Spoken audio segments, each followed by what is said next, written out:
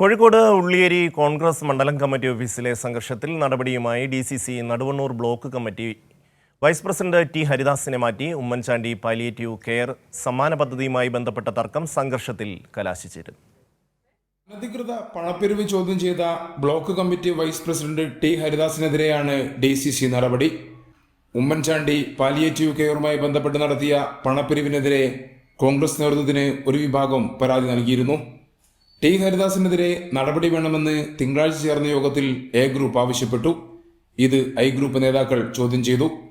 പ്രമേയം അവതരിപ്പിക്കാൻ അനുവദിക്കില്ലെന്ന് പറഞ്ഞതോടെ ഇരുചേരിയായി തിരിഞ്ഞ് സംഘർഷമായി.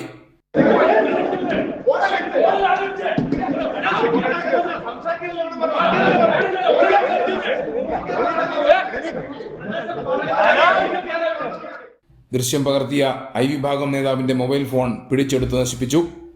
അനധികൃത പണപ്പിരിവ് ചോദ്യം ചെയ്തവർക്കെതിരെ നടപടിയെടുത്താൽ അംഗീകരിക്കില്ലെന്ന് ഐ ഗ്രൂപ്പ് വ്യക്തമാക്കിയിട്ടുണ്ട്. KPCC നേതൃത്വത്തിന് പരാതി നൽകാനാണ് ഐ വിഭാഗത്തിന്റെ തീരുമാനം. കൈരളി ന്യൂസ്, കോഴിക്കോട്.